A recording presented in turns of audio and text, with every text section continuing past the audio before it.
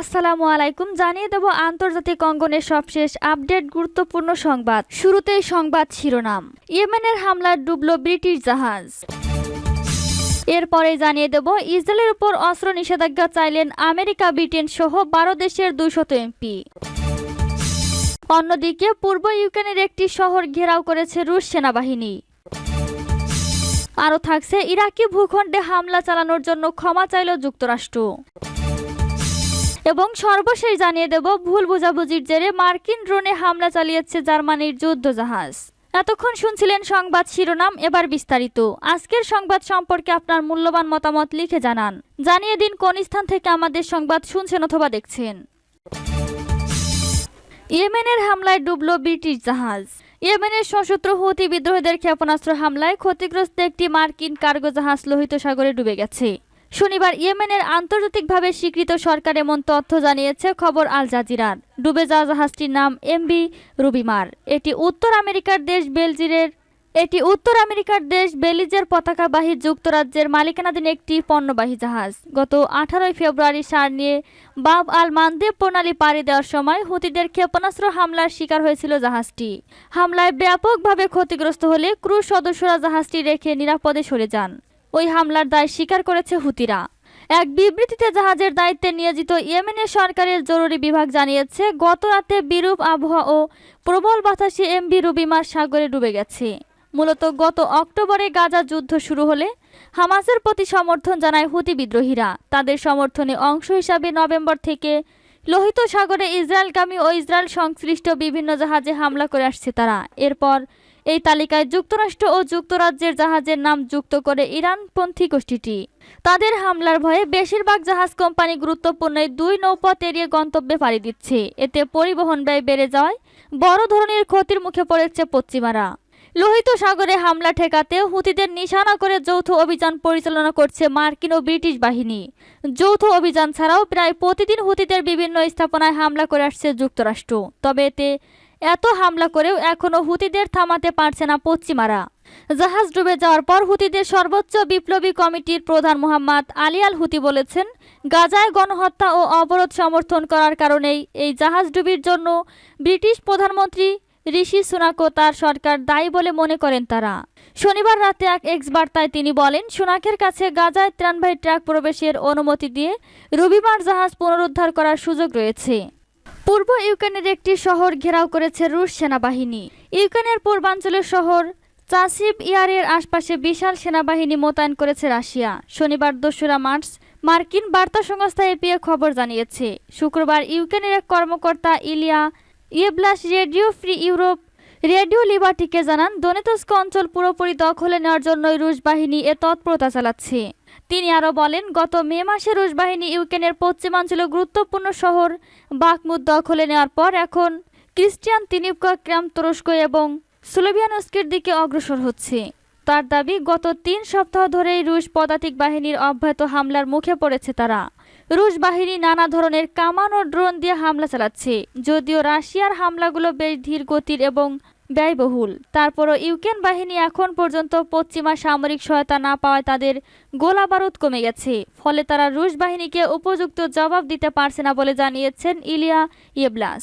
এদিকে গত শুক্রবার খার্কিভ অঞ্চলে সফর করেন ডাচ প্রধানমন্ত্রী মার্ক রুট। এ সময় প্রেসিডেন্ট জেলেনস্কির সাথে ডাচ প্রধানমন্ত্রীর এক দ্বিপক্ষীয় চুক্তি হয়। চুক্তি মতে চলতি বছর ইউক্রেনকে 2 বিলিয়ন সামরিক সহায়তা এবং আগামী 10 বছরে প্রতিরক্ষা সহায়তা দিয়ে যাবে নেদারল্যান্ডস। শুক্রবার এক পোস্টে ইউক্রেনের প্রতিরক্ষা মন্ত্রণালয় বলেছে, ফেব্রুয়ারিতে তাদের সশস্ত্র বাহিনী 13টি রাশিয়ান বিমানকে গুলি করে ভূপাতিত করেছে।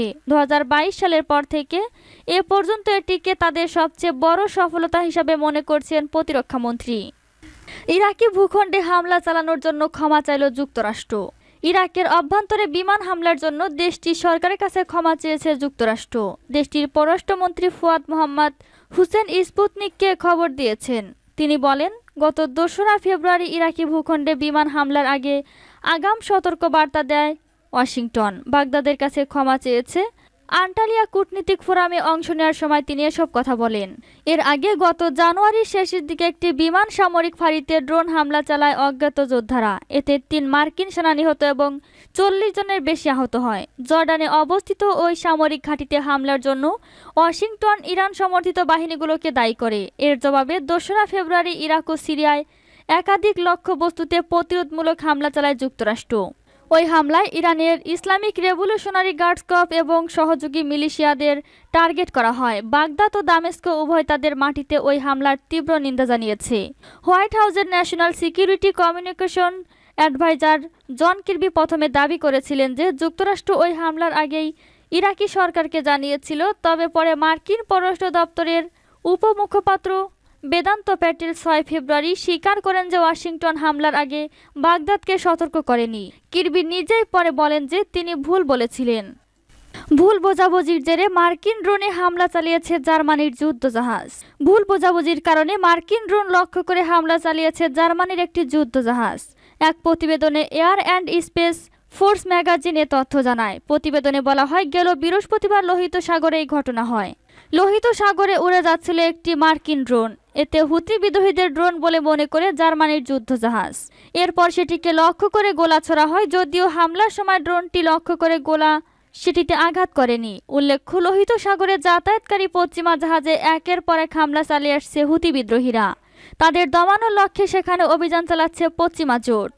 ইসরায়েলের উপর অস্ত্র নিষেধাজ্ঞা চাইলেন আমেরিকা, ব্রিটেন সহ ১২ দেশের ২০০ এমপি। ফিলিস্তিনের অবরুদ্ধ গাজা উপত্যকার উপর ইহুদিবাদী ইসরায়েলের বর্বর সামরিক বাহিনী যে আগ্রাসন ও গণহত্যা চালাচ্ছে তার প্রতিবাদে এই অস্ত্র নিষেধাজ্ঞা আরোপের আহ্বান জানিয়েছেন এসব এমপি।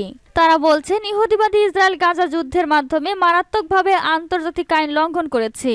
প্রোগ্রেসিভ ইন্টারন্যাশনাল নামে একটি নেটওয়ার্কের আওতাভুক্ত সমাজবাদী চিন্তাধারার এসব আইন প্রণেতা এক চিঠিতে বলেছেন, আমরা জানি যে আমাদের দেশগুলোর মধ্য দিয়ে ইসরায়েলের কাছে প্রাণঘাতী অস্ত্র, সেগুলোর যন্ত্রাংশ অথবা প্রস্তুতকৃত অস্ত্র পাঠানো হচ্ছে এবং এই সমস্ত অস্ত্র ব্যবহার করে ইসরায়েলি সেনারা গাজায় ৩০,০০০ জীবন কেড়ে নিয়েছে।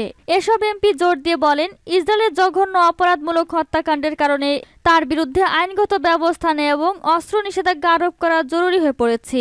আইন প্রণেতারা বলেন, আন্তর্জাতিক বিচার আদালত গাজায় ইহুদিবাদী ইসরায়েলের গণহত্যামূলক যুদ্ধের রাশ টেনে ধরার জন্য আদেশ দেওয়ার পর আমরা অপেক্ষা করতে পারি না। ইসরায়েলের উপর অস্ত্র নিষেধাজ্ঞা আরোপ করা এখন আমাদের নৈতিক দায়িত্ব হয়ে পড়েছে।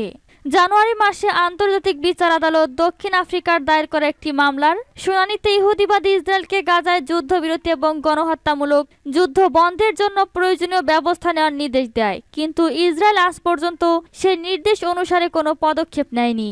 ইসরায়েলের বিরুদ্ধে চিঠিতে যেসব এমপি সই করেছেন তার মধ্যে ব্রিটিশ পার্লামেন্টের ৩৯ জন সদস্য রয়েছেন। এছাড়া আছেন America, Australia, France, Belgium, Canada, Brazil, Spain, Netherland এবং তুরস্কের আইন প্রণেতারা।